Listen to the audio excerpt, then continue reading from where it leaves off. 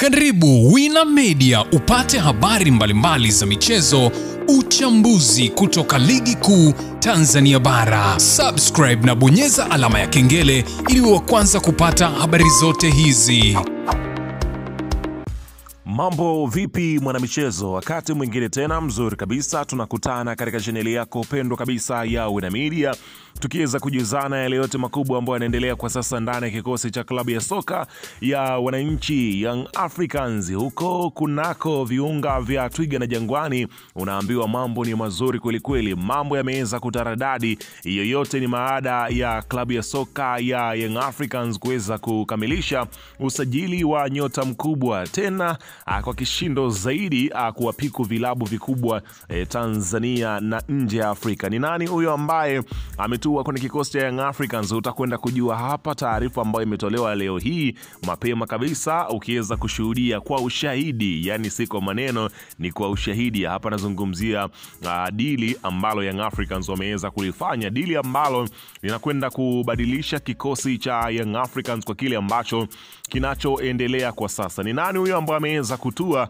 kwenye kikosi cha Young Africans? Utakwenda kujua hapa, kwa sababu taarifa yote kamili niko nayo hapa mkononi kwa wakati huu. Ila kabla tujaendelea, nikukumbusha kwamba kama ni mara yako ya kwanza kabisa unatembelea katika chaneli ya Wina Media, jua kwamba umepitwa na taarifa nyingi. Sasa ili usiendelee kupitwa na taarifa zetu, cha kufanya ni kitu rahisi kabisa. Kwenye simu yako ni kubonyeza tu ano jekundu liloandikwa hapo neno subscribe, na kisha ukabonyeza alama ya kengele iliyoko hapo chini pembeni. Kufanya hivyo kutakuwezesha wewe kupata taarifa zetu popote pale unapokuwepo, pasipo kuweza kuhangaika huku na kule kwenye kutafuta taarifa. Taarifa zinakuwa zinakufikia moja kwa moja kwenye simu yako. Karibu tuzungumze kuhusiana hili ambalo linaloendelea kwa wakati huu ndani ya kikosi cha wananchi Young Africans. Karibu.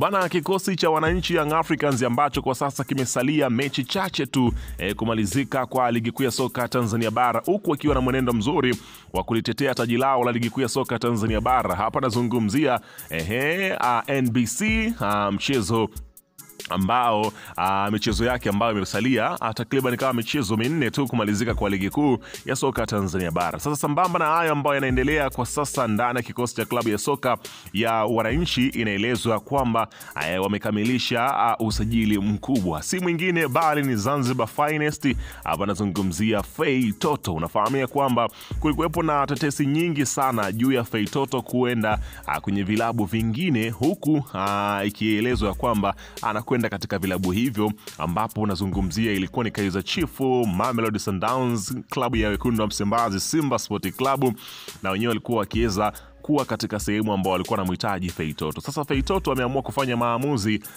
ya kile ambacho roho inapenda, ambapo inaelezwa kwamba klabu ya soka ya wananchi Young Africans ambayo ilikuwa ikiweza kumfukuzia kwa muda Fei Toto kutua kwenye kikosi chao kwa ajili ya kuweza kuongeza nguvu katika maeneo ambayo wenyewe wanaona kabisa hapa msimu ujao huenda yakawa yana upungufu wa watu na watu makini kabisa, ambapo inaelezwa kwamba kwa sasa namba 10 ya klabu ya soka ya Young Africans, hapa nazungumzia Stefano Aziz Ki, ambaye anadaiwa ya kwamba pengine mwishoni mwa msimu huu anaweza akawa sio kikosi tena cha jeshi la njano na kijani. Nazungumzia wananchi Young Africans mara baada ya kiungo huyo kuomba kuondoka ndani ya kikosi cha klabu ya soka ya wananchi Young Africans, huku taarifa ikieleza kwamba tayari wananchi wameshaweza kufanya dili na klabu ya Wydad Casablanca ambao walikuwa na mhitaji Aziz Ki, ambapo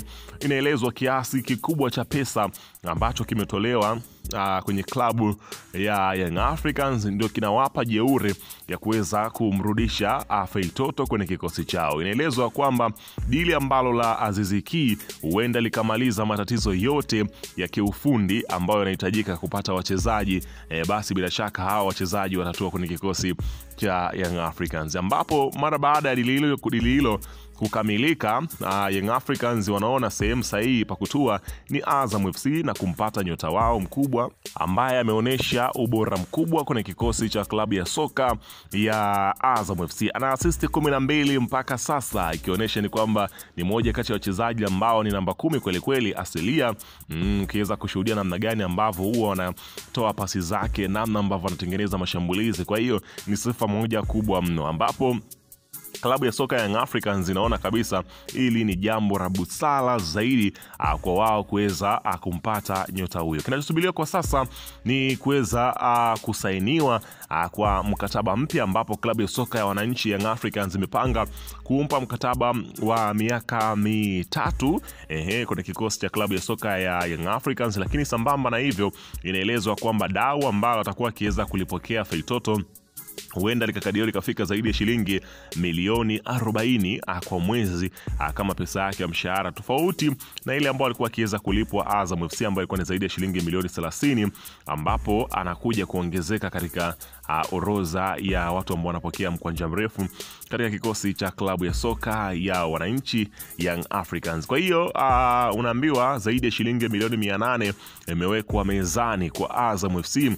Je, watakubaliana kuweza kuichukua pesa hiyo na kuweza kumwachia Feitoto, huku Feitoto mwenyewe inaelezwa kwamba katika kubanwa na viongozi wa Young Africans, na Feitoto akalisukuma sakata hili mpaka kwa mama yake mzazi, huku ndo inaelezwa kwamba ndio mtu wa mwisho ambaye amebeba hatima ya Feitoto kuelekea Yanga. Kwa hiyo kinachosubiriwa kwa sasa ni viongozi wa Young Africans kwenda nyumbani kwa kina Feitoto, kwenda kuchutama kuweza kuomba radhi kwa kile kilichoweza kutokea, ili waweze kupata tena saini ya kiungo huyo maestro. Hapa nazungumzia Faisal Salum Abdalla, ambaye anatajwa kwa mara nyingine tena kwenye viunga vya Twiga na Jangwani. Mashabiki wao wanalipi la kusema? Wenyewe wanaona kwamba pengine ndio usajili ambao wana kitu ambacho wanachokihitaji ni kumuona Feitoto, kwa sababu toka Feitoto ameondoka kwenye kikosi cha Young Africans hakukuwa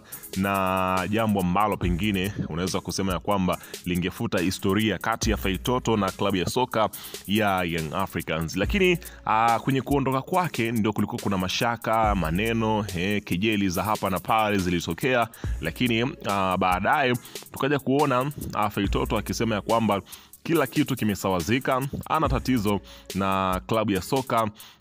Hapa nazungumzia Young Africans pamoja na viongozi wake, huku akimtaja Engineer Hersi kama mshauri wake na mtu wake wa karibu zaidi, ambaye anazungumza mambo mengi sana kwenye yale ambayo yanayoendelea. Kwa hiyo kinachosubiriwa kwa sasa ni Young Africans kuthibitisha kwamba rasmi wameweza kupata saini yake, huku Feitoto yeye anaonyesha kwamba anasikilizia uongozi wake. Na inavyoelezwa siku ya jana viongozi wa klabu ya soka ya wananchi Young Africans walikutana na uongozi unaomsimamia, hapa nazungumzia Feitoto, huku akiweza kujadili suala hilo la mkataba mpya ambao pengine utakuwa na maslahi makubwa zaidi kwa Feitoto. Feitoto anazidi kuandika wino ambao wachezaji wengi wa Tanzania hawakuweza kuandika. Hapa nazungumzia kwenye mpango wa kuweza kuwa mchezaji namba 1 ambaye anapokea mkwanja mrefu, mchezaji ambaye ana thamani kubwa wa Tanzania